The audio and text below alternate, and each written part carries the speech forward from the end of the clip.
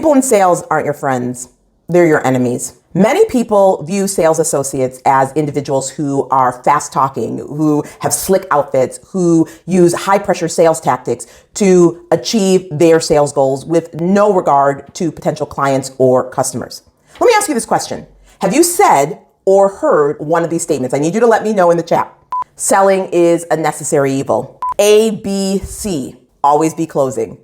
I can sell ice to an Eskimo. Selling is manipulative. Let me know, have you heard and or said one of these statements? See, this is the narrative we have been told about sales, that selling is manipulative, it's pushy, it's all about meeting a quota, meeting a sales goal, getting commission. This is the farthest from the truth. I remember back in 2017, right after I pivoted my business from being a business coach and helping executives and career professionals to being, pivoted from being an executive coach, helping executives and career professionals to being a business coach and helping female entrepreneurs grow their sales, where I decided to conduct market research interviews. I needed to understand this new market, this new ideal client and what their needs are and their challenges and the biggest struggle they were having with sales. And I got the most interesting responses. I invite people for no cost 20-minute conversations. And I get responses like, I'm not interested in what you're selling. Okay, I wasn't selling anything. Or I would have the interview and people are like, so what are you selling? And I'm like, I'm not selling anything. I'm asking you questions. And then at the end of the interview, they're like, wait, you're really not selling me anything? Like, you're really asking me questions to get to know my needs, my wants, my struggles? Yeah, ma'am. Yeah. I'm doing what I said I was going to do. Today, I'm going to share the 6 biggest sales lies. And I need you, if you are ready to break free of the lies that are keeping you stuck and broke, or maybe you're not stuck and broke, but it's keeping you from getting to your next level, from reaching your maximum potential in business by growing your sales, make sure to subscribe to Althea TV right now and hit that notification bell. So, what are the 6 lies and why is it important? See, these are lies. Again, this is the narrative we've been sold. We've been sold it from our family. Maybe we've heard these lies over the dinner table. Maybe we've heard them from the pulpit, or we've seen them in the media. This is the narrative we've been told about sales, and it's farthest from the truth. And once you get out of agreement with these lies, you'll stop having that internal conflict you're having. Like, you are ready to grow your sales. You're ready to get to the next level. You're ready to position yourself to attract a higher level client, and you're struggling internally because you're still in agreement with these lies. This is why it's so important to know these lies, and in true fashion, I've gotten them written here for you. Okay, lie number 1, selling is manipulative. That's a lie. What's the truth and why is it the truth? Well, it's the truth because the Bible says, Proverbs 11:26, it might be 11:27. Bible scholars, check it out and put it in the comments below. And it reads, they curse those who hoard their grain, but pray God's blessing on those who are willing to sell it. So when you hoard your grain, when I hoard my grain, and what is our grain? Our knowledge, our insight, our experiences, our education, our lived and learned, things that work in our industry. When we hoard that grain, they're cursing us. But when we are willing to sell it, they're praying God's blessing. So that lets us know that the truth, because it's in the Bible, that selling is not manipulative, selling is serving.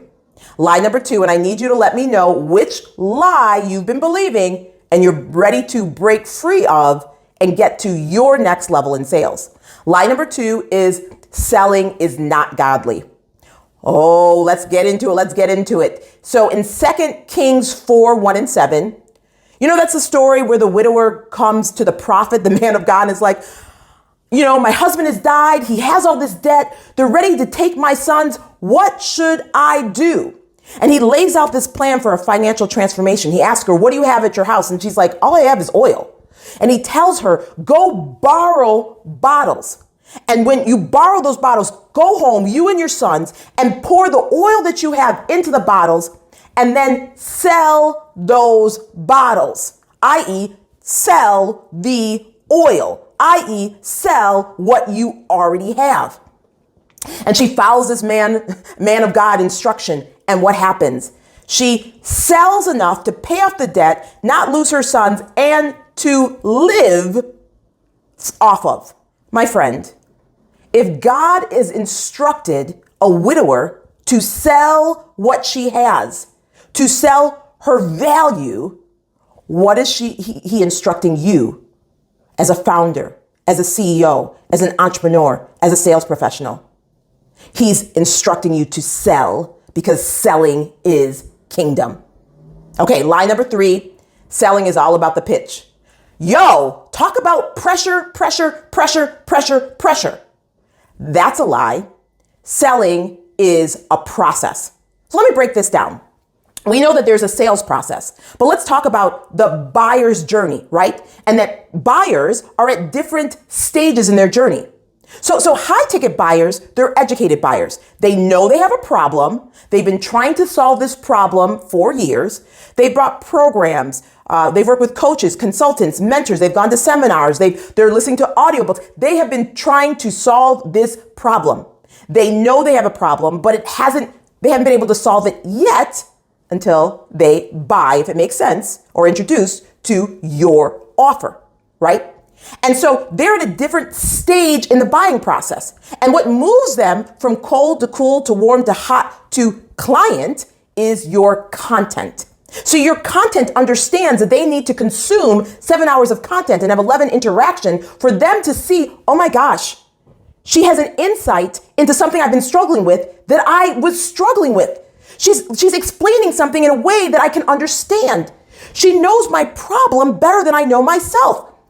Like, I want to buy from her or him, right? And that's why high ticket clients, right, are silent buyers. They don't need to sign up for your newsletter. They don't need to engage in your content. They are educating themselves, engage in terms of like make comments. They're educating themselves. They're realizing, oh my gosh, this is the solution that I need. This is a solution that will help me. That's where they are in the process. That's why selling is a process. Versus low ticket clients, they don't even know what they don't know. Like you're sharing something to them and they're thinking they can't see the value because they're not along that buyer's journey yet. So take the pressure off. Stop believing it's about this pitch and you have to have it perfect and you have to say the right things at the right time, and understand it's a process, and really serve your ideal high ticket client by providing content for them to consume, for them to benefit from them to educate themselves on. Okay. Lie number 4. Selling is pushing, or selling is pushy. That's a lie. The truth is selling is leading. Selling is leading people to make a decision to get a need met or to solve a problem that they already want to make. So selling is about leadership, right? So when you're having a sales presentation or sales conversation, you're helping the client understand where they are and where they want to be, and that your offer is the bridge there, right? And you're leading them to make a decision by you're asking powerful questions. You're showing up as the bold, authentic leader and having the courage to ask them the questions that no one else has had the courage to ask. See, high ticket buyers are leaders. If they could have already solved the problem on their own, they would have. But what happens, right, is it's like you're carrying this burden that you don't need to carry. And because you've been carrying it for so long and it's been costing you tens and thousands of hundreds of thousands of dollars emotionally, spiritually, mentally, relationally, financially, and you've been walking with this limp and you just think this is just how it's going to need to be. But when you're having a conversation with a sales professional who is leading you to make a decision, to wake you up to the reality that you're in, that this 100-pound burden that's on your back is not your birthright, that they've been where you are, and that they have a solution to solve it. You're helping lead them to make a decision if it makes sense for them. You're not pushing them anywhere. You're leading. So the lie is sales is pushing or pushy. No, selling is leading. Lie number 5, selling is evil. Makes sense, right? Makes sense in terms of why you have been resisting or hesitating developing your next level of sales skills, right? Because you're not an evil person. You're a beautiful soul with a brilliant mind. But you believe this lie and you're resisting selling because you believe that selling is evil. But what if I was to tell you, and what if I am going to tell you, the truth is selling brings value. Do you understand that 95% of people love to buy and only 5% love to sell? So hold on to that number. And let's talk about these Stanley Cups, right? The whole phenomenon, I hope I'm saying it right, about Stanley Cups. So in the beginning of the year, I was like, what's going on with these Stanley Cups? And one of my prominent team members has many Stanleys. And I was like, can you break this down to me? Like, explain this to me. Like, what's the big deal? And she said, you know what, Althea? They make me happy. Like, it's the thing that me and my daughter do. Like, we have a date, we go to, they make me happy. See, selling brings value, emotional and monetary value into the world. And I'm just going to talk about the emotional value. Think of the last thing that you bought and what was the emotion you experienced? Did it give you a sense of power? Did it make you feel peaceful? Did it make you feel happy? Did it make you feel joyful? Maybe the last thing you bought for yourself or a loved one. What was the emotion it gave you? You do realize someone had to sell it in order for you to buy it, for you to get that emotion, right? Selling is not evil. It brings value into the world in the form of emotional value or monetary value. I go into the monetary value in my challenge, but right now I want you to embrace the emotional value it brings. Let's go back to the number.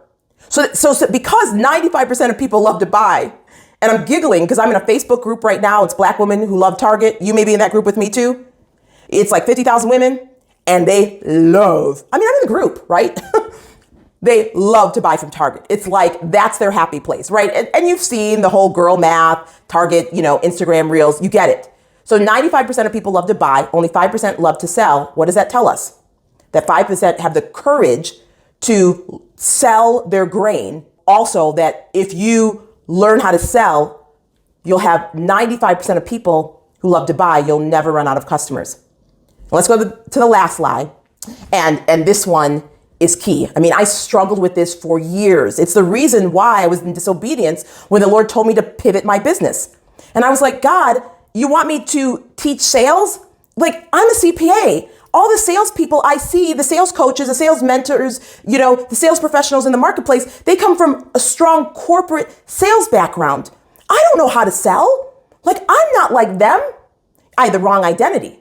Now, my coaching colleagues were like, Althea, how are you enrolling clients in your 6-month, year-long program and having them for 1 year, 3 years, up to 8 years? See, they saw that I had a skill that I had learned and developed that I wasn't owning. And so the lie is that selling is hard. The truth is, selling is easy to do when you learn how to do it. It's hard to learn because there's so much unlearning. Let me say it again.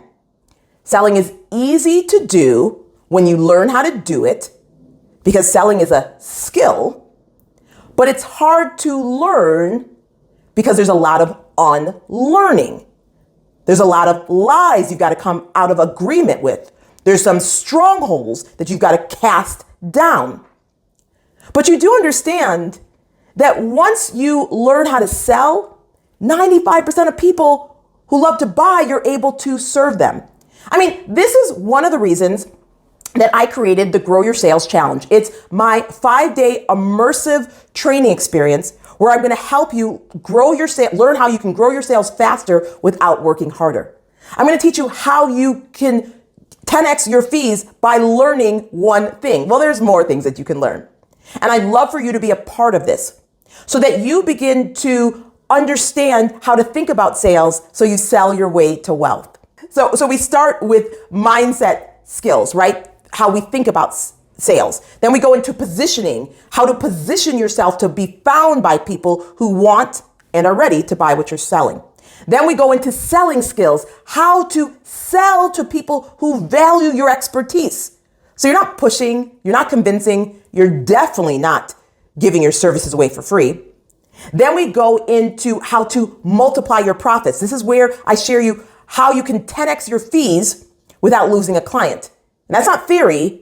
This is what really works. Okay. And then the last day we go into closing sales secrets, closing secrets, where I share with you how you can enroll a high ticket client of $25,000 or more in a single sales conversation.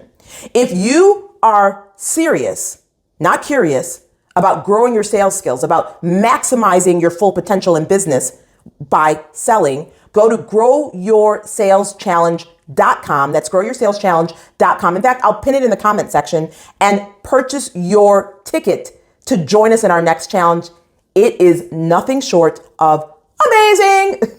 So let's continue the conversation. Get your ticket, growyoursalschallenge.com, and let's continue the conversation in the comments. Which of the 6 lies have you been believing and you're ready to come out of agreement with? I can't wait to continue the conversation. Okay, until then, until next week, love you so much. Bye for now. Thanks for watching. Subscribe and hit the notification bell so you're notified when we release a new video. Then click the TV to watch the next video. Go to altheamcintyre.com to get your free training on the 7 biggest sales mistakes that keep you from 7 figures.